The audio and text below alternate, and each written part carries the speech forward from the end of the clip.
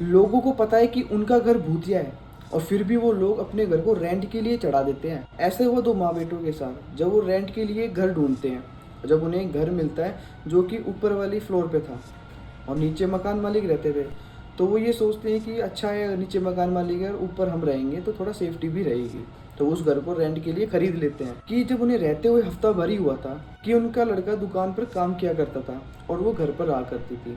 दोपहर के समय वो झाड़ू निकाल रही थी कि उन्हें अपनी छत के ऊपर से किसी औरत के उतरने की आवाज़ें आती हैं, जैसे कि कोई औरत छत पे से उतरी है और उनके पास से होते हुए नीचे मकान वाली के घर के पास से गई है। और वो ये सोचती है कि अचानक से ये कौन आया छत पे से उतर के, क्योंकि रास्ता कोई था ही नहीं, छत पे कोई चढ़ेगा कैसे।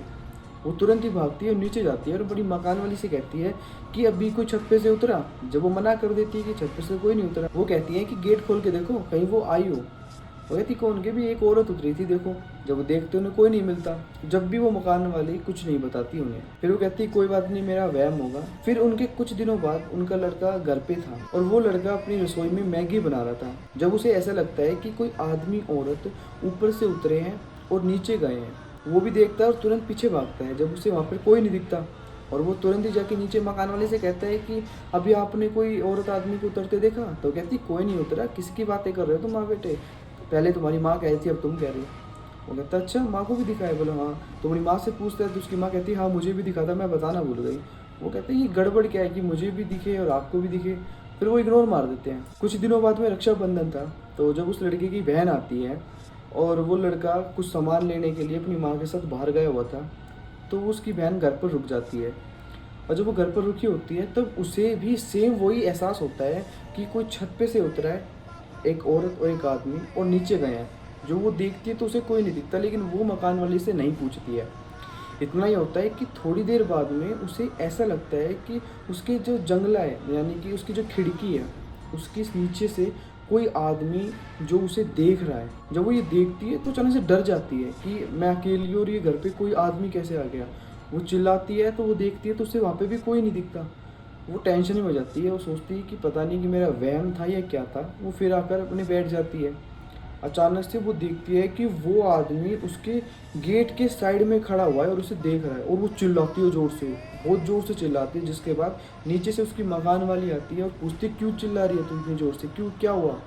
जो बताती है कि अभी एक आदमी था मुझे दिखा और एक औरत भी उतरी थी और अब ये आदमी आया मेरे को देखने लगे। वो कौन आदमी, बोली यहाँ पे खड़ा था। वो देखती है यहाँ पे तो कोई नहीं खड़ा। वो औरत ये सोचती है कि इस लड़की ने भी वो चीज़ देख ली है, अगर मैं इस लड़की को बताऊंगी तो ये कहीं सब जगह ना बताते। तो वो कहती है कि तुम्हारा वहम होगा, कोई बात नहीं, तुम मेरे नीचे आ जाओ, तुम्हें डर लग रहा है तो वो नीचे अपने ले जाती है। जब उसके माँ और भाई आते हैं, जब वो अपना सारा प्रोसेस निभा लेते हैं जो रक्षाबंधन की थी, उसके बाद वो अपनी बहन को विदा कर देते हैं। जब वो बहन अपने माँ और अपने भाई को बता के जाती है कि मुझे ऐसी ऐसी चीज़ें दिखी, जब वो उससे बात को कहते कोई बात नहीं तुम्हारा वहम होगा, क्योंकि उस दिन उन्हें पता था कि अगर हमें उसे बता देंगे कि ऐसी ये बात है तो वो डर जाएगी। तो वो उसे विदा कर देते हैं। जब बाद में अपनी मकान वाली से दोनों माँ बेटे लड़कर पूछते हैं कि तुम मुझे सच बताओ हमें कि इस घर में क्या है, जब वो औरत उन्हें सच सच बताती है और एक वादा करती है कि तुम किसी भी आदमी को नहीं बताओगे एरिया में कि मेरा घर में ये है। तो वो कहते हैं ठीक है तुम बताओ पहले क्या है। जब बताती है कि जब ये मैंने घर खरीदा तो इसमें एक आदमी और औरत ने तुम जिस कमरे में तुम रहते हो उसमें फांसी लगा ली थी और वो उसी में ही लटक कर मर गए थे और वो इस घर में दिखते थे। हमें भी नहीं पता था, पर हम जब आए तो हमारे साथ भी यही घटना होने लगी और वो आदमी औरत मेरी लड़की में आने लग गए।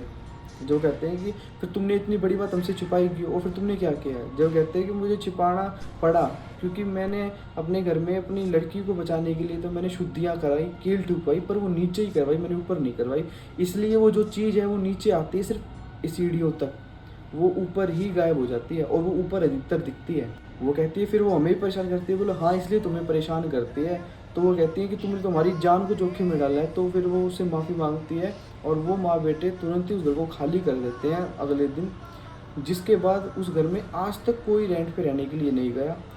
और जो मकान मालिक था, क्योंकि उन्हें भी वो चीज़ें दिखने लग गई थी छत पे से, तो उन्होंने भी वो घर खाली कर दिया। कहते हैं कि आज भी वो घर हॉन्टेड है। इसलिए हमें देख कर ही कोई भी घर खरीदना चाहिए या रेंट पे लेना चाहिए। आशा करता हूँ कि आपको ये रियल हॉरर इंसिडेंट पसंद आया होगा। अगर पसंद आया है तो चैनल को सब्सक्राइब करें, वीडियो को लाइक करें और कमेंट में बताएं कि आपको ये वीडियो कैसी लगी।